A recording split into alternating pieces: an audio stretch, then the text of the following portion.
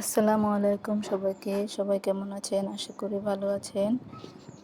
আজকে আপনাদের জন্য নিয়ে এসেছি সামুদ্রিক লাল পোয়া মাছ ভুনার রেসিপি।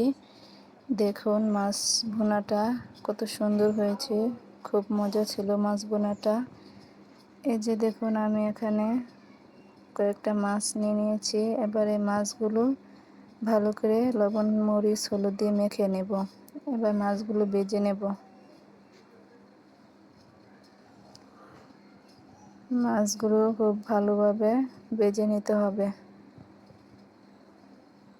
এই মাছ ভুনাটা খুব ভালো লাগে। সামুদ্রিক মাছ এটা খেতে খুব মজার, খুব সুস্বাদু।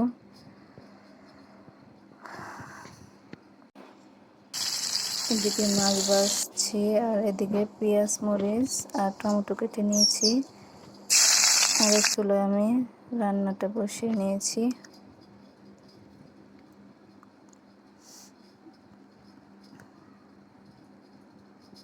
দেখুন আমি মাছ ভুনাটা কিভাবে রান্না করছি। সব মশলা সব কিছু দিয়ে এই যে মশলাটা কষিয়ে নিয়েছি।